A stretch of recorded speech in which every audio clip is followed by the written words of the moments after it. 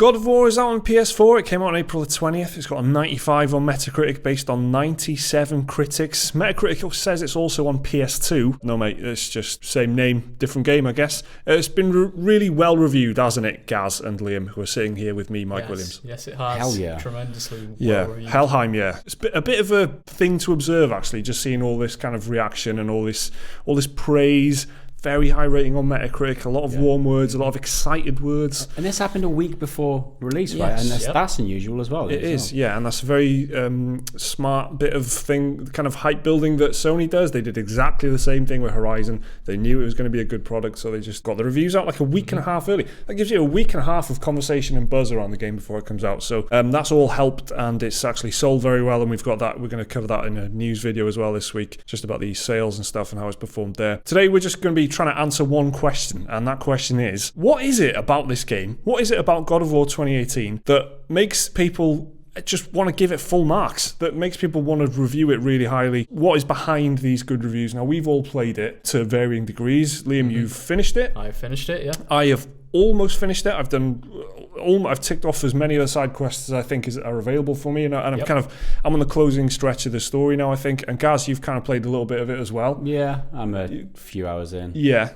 so we'll try not to mention where we are, even like location names or anything like that for spoilers. We just want to answer that question, really. What is behind these positive reviews? And I think there are multiple facets to this. I mean, let's talk about the first impressions. Then the first thing you see when you fire up the game is the menu screen, which in any other game is just a screen. In this, it's a very cinematic introduction to the game. It's a little mini tutorial. It's functional. It tells you how to swing your axe. This is the new game menu screen, right? So that is a great first impression. I thought that was a pretty special little trick, and it gives you a little indication as to where things are going, doesn't it? What did you think of that? It's a sense of power, right? I mean, you're chopping down a tree, and you're staring up Kratos' nose, aren't you? Yeah. He's looking down. You're taking down this tree, which is like displaying his power from the very outset, and it feels great just to do that. It feels great to swing your axe as much as it does in the rest of the game. Yeah, absolutely. So it introduces the axe. And it's a functional thing. He's not chopping an enemy's head off. He's chopping a tree down for a purpose.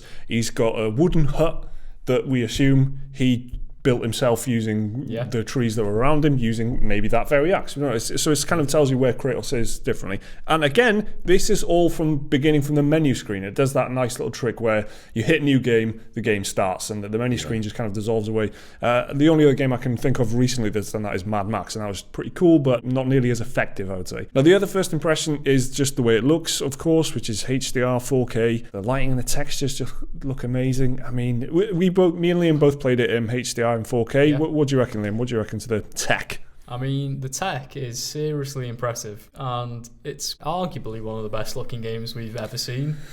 I would agree. It's definitely up there, and HDR is we've both agreed. I think that it's the best HDR literally showcase. Night and day, HDR on and off. It is getting better, I think, generally with HDR gaming. I think Far Cry 5 was really nice as well, and that was another recent one. But it looks magnificent in running so 4K much detail HDR. on everything, down to like you can see the pores on Kratos' face. Yeah. You can see like the grain on the bark of the trees. Yeah. Even like stepping through snow, it leaves footprints and trails. Right. Just the level of detail in this game is on another level. Exactly. I mean, you're talking about the snow leaving the footprints and stuff. That was actually a bit jaw-dropping for me. I don't know if you guys have both encountered this yet, but there is a section where you're kind of running along like just a bit of a mountain, and it's like a mountain path, and it's covered in snow, and you're kind of cutting through this snow, and it stays there. Your deformation of the snow stays there. Then they deliberately throw a little skirmish your way. You mess up some falls, it's no problem.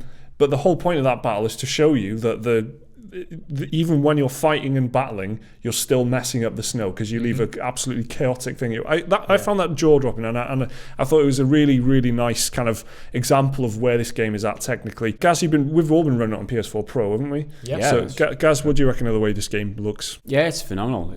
I'm primarily a PC gamer, And it's right up there with PC gaming. You can't pick any fault with it, to be honest. Yeah. It's beautiful. So so we're not Digital Foundry by any means, but the frame rate is kind of a locked 30 when you choose on the PS4 Pro. If you choose the resolution mode, which gives you a kind of a more stable, higher resolution, but a 30 frames a second experience, or you can go for a performance mode, which is kind of uncapped frame rate, and that is like about 50 FPS depending on what you're doing. So it doesn't hit the 60s and stuff. So that's that's not perfect performance or anything like that, but in terms of visuals and stuff, it is absolutely breathtaking. So the next thing is the music and score, which is very nice, very strong, very simple theme, which is just these 3 notes throughout the game consistently. It's all the same. But if it's a really big moment, you'll have this beefy kind of male voice choir type thing going on, or it'll be a very like delicate moment with with Atreus if he's doing something. It's just a really smart bit of music composition, I think, just having these 3 notes that are really nice. And generally, the main thing, which is what God of War is about, chopping fools' heads off and battering folk, is really good, isn't it? The combat system is really good, right? I mean, what do you think of it, guys? I mean, it's one of those combat systems where it's easy to learn, but there's so much depth to it. It can be as simple or as complex as you kind of want it to be. So if you just want to do the old 1, 2, 3 combo, you can do that and you can get through the game. Yeah. But if you want to go for these really flashy moves, you can do that as well. I said this to you in the office. I forgot a lot of the moves that I've unlocked because there's that many small, detailed, specific moves. Yeah, and then you'll pull a lot of them off by accident because it's all like, are you sprinting? Are you in the air? Like, what's going on? Is the enemy in the air? So when you do something by accident, there's one where you kind of retrieve your axe mid-air if you're barehanded and you've thrown your axe. And I forgot that I had that. And then when I did it by accident, it was like the coolest thing I've ever done in a game. It was amazing. That skill tree is a fun skill tree, which is important. It's not like a stat kind of, your attack is very slightly stronger. Yeah. It's none of that. No, it unlocks like different moves and things like that. And I remember thinking to myself at one point, I wish I could run and then jump at an enemy and attack them. And then, lo and behold, 5 or 10 minutes later, I unlocked that very ability. I was like, yes, this feels so great. You can do that in like 4 different ways, depending on what button you press and whether or not you've got an axe in your hand. It's really wonderful stuff. The feedback is really meaty as well. I think that's the main thing for me. It's like how good it feels to take down the enemies. It feels so much fun. Definitely, man. The sound and everything is very beefy, kind of bassy sound throughout all of it. But when you're in combat, especially, and you're not only swinging your axe and making an impact. Kratos is kind of just giving it the lion's roar every time. He's like, Rah! Every time he's swinging his axe, and all that stuff is what helps make it give you that feedback. And so when finishing moves as well, you oh my word, ripping enemies apart. One of the most violent games I've ever seen. It's unbelievable. The combat system for me, I think, is all the good bits of Arkham and Dark Souls. I think the Dark Souls style controller setup, where it's more about the shoulder buttons and and health bars and kind of chopping away at things in a very tight, sharp manner. There's no like stamina or anything like that. It's got the combos of Arkham with that Dark Souls type sensibility and the crowding and the mobs as well, where you're kind of surrounded by a few people at once. So it's learned lessons from those 2 different games, and I think that's what I really enjoyed about it. So what about the single camera shot then, guys? This is a bit of a gimmick. I was worried it was going to be to begin with before I actually played it, obviously. What do you reckon about the single camera shot? Does that work? The whole game is one camera shot from the very beginning. It all starts with that menu screen that we were talking about earlier. What do you make of it? I think it really does work, because the whole point of the game is it's meant to be Kratos and Atreus going on a journey. Yeah. And I think by keeping the camera with them at all times, it really does make it feel like you're going on this epic adventure. Yeah.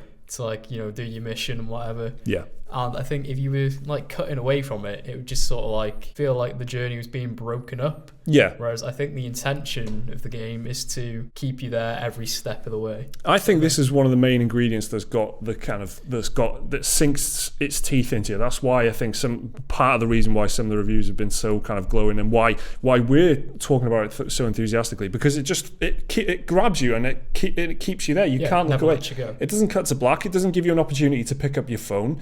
When something big narratively happens, the fact that it's all one shot is a big deal, I think, because you're always looking at what's happening, and it's not like chopping between characters' faces and say who's saying what. The character will just be, you'll just see their head and shoulders, and you won't see their mouth moving or whatever, because you're looking from behind Kratos or something. It's I think it's really effective. I think there's a lot of good sleight of hand tricks with it. It really helps in some of the more cinematic moments, like I said.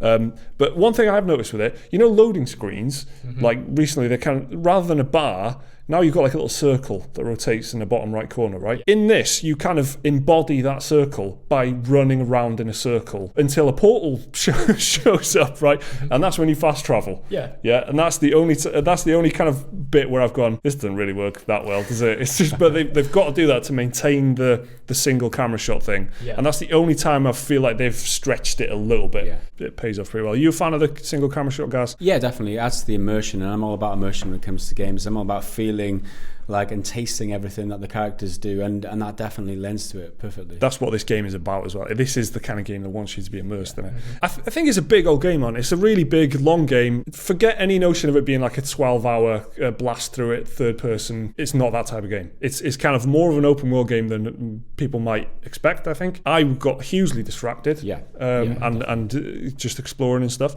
Yeah. I think the skill trees and the progression and all that kind of stuff, and the loot, there is a loot system. There is, yeah. It's basically a full-on RPG, right, Liam? This is something you said in the office. Yes, there's a full-on gear system where you've got like different armor pieces. You got like your chest, your arms, and your legs, and then there's different like weapons. You can put enchantments into those weapons, like socket gems into them and stuff like that. Detail stuff in it. Yeah, and there's like the whole you got different stats. You got your strength, your vitality, your luck, all of that. It might as well be a full-on RPG, the amount of depth to it. You can load out your character in different ways, right? So, I mean, I'm focusing on strength right now, but if I play it again, I might focus on a different kind of aspect and try and play it through a different way. And that's the difference, right? It's just, you can play it in different ways depending on what your loadout is, essentially. Yeah. No, that's dead right. I think the last big thing is the story, narrative, and characters. So, Gaz, I mean, you're the safest one to talk about this because you're the kind of the earliest one in terms of the story. But without saying, just using nice adjectives about it or bad adjectives. That's me. It's what do you reckon of the just general story, narrative, characters, how it's presented to you as well? Do you think that is part of the reason why people are so, because they're enthused by the story and the characters, therefore it makes you feel warmer about the game as well, right? What do you think of all that stuff? Yeah, definitely. I think the characters themselves are great. They're well voice acted. Oh, definitely. Yeah, it's just fantastic. I don't know how to describe it really. I mean, Kratos is such a stern character. I don't really want to spoil too much going into it, but the way that he is with Atreus, and the way that Atreus is like almost completely different to him, and like the way that the characters work together is fantastic. Because if they were too similar, I don't really want to. You're dead right. It's a very interesting dynamic. Let's put it like that. And the characters that you speak to and stuff, and their kind of the relationship with each other, Kratos and Atreus, is just is really well done. I think really well handled. It is nice, and there's moments where Kratos reacts in a way which is slightly more favourable, and it's touching. Because like it's just a neutral response by Kratos, and because it's him, because it's him, it's like, well, he really means that. Like, exactly. And that's the great thing about video games, right? If you're with these characters for so long, over the course of however 20, 30 hours, and you're kind of not just the cinematic stuff, but the actual incidental dialogue when you're just rowing along a river and they're having a chat, all and Kratos that telling stuff. Stories. Oh, exactly. Man, that's exactly. Sweet. All that stuff builds up, and then when something changes after 10 hours, it's huge because you've gotten to know these characters really well, right? So all that's really important. Overall, I think it's kind of you said this in the office as well, Gaz. It's an old school package. You just buy the game and win. That's it. There's none of the bollocks. No of multiplayer stuff. No loot boxes. No microtransactions. It's just you and the game. No one else's schedule. No one else's terms. That's right. Not only that, it's learn good stuff from modern AAA design. It's not checklisty, although it is kind of open world. It's not like a big classical Ubisoft Assassin's Creed type thing by any means. You've got a companion in there, which is very important for a tug on the heartstrings, third-person open world adventure. You look at Last of Us, look at Uncharted even.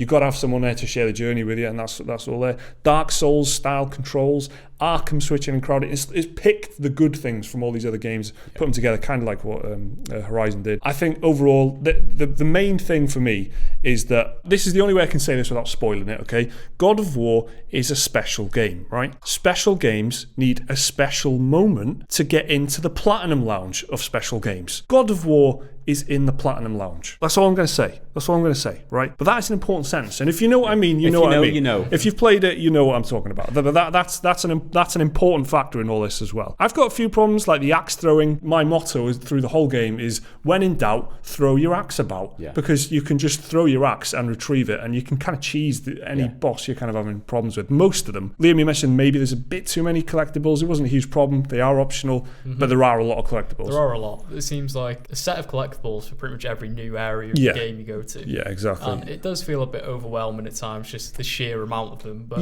like I said, they're purely optional and they don't hinder you in any way. So if you don't want to get them, don't bother. I did get sidetracked with that stuff as well. I was picking all that sort of stuff up. But there you go. I mean, they're kind of our impressions on the game, and also trying to explain why the hell everyone's being so warm towards it. Like we just pointed out, there are a few problems, but overall, it's a very positive experience. You hesitate to use words like this so soon after release or something, but it is kind of a masterpiece, because it is. I can't think of many ways to improve it. And it's so immersive, and it's the kind of game where you're always thinking about it when you're not doing it. When I was kind of no-lifing it a little bit over the weekend. Liam, you were doing the same. When I wasn't playing it, I was watching YouTube videos about it and listening to people talk about it, because I wanted to go back to it. I think the bottom line for me is that why it's so well received is that there's so many elements to this game that are done almost immaculately, right? There's so many things that are done almost perfectly. I can't think of many ways to improve anything. Yeah. So that's the whole package itself. Like you were saying, it's almost flawless in its delivery. And you've got to remember the level of hype we had going in. And still, because we didn't get a review copy. We were like all you guys. We were waiting for this. We only got our review code day one on actual launch day. So we were experiencing it alongside all you guys. And people were asking us in the run-up, is the hype killing it for you? Do you think there's too much expectation? Are the scores are too? I think it's fucking perfectly justified, to be honest. I think it's a great experience, and if I'll be interested to see if I feel the same in about a year's time. But that, honestly, that's kind of where I'm at, and I can understand why the reviews are so high. So that is the God's honest truth. That is the God's honest truth. God of War is out now on PS4 for full price. It's got 95 on Metacritic from 97 reviewers, making it the highest rated PS4 exclusive. Let me tell you, it's not bad. It's not bad. So thanks a lot for watching. If you enjoyed the video, remember to like and subscribe. There should be another video on your screens right now if you want to watch that. And a link to Patreon if you want to support the channel. We'll see you next time.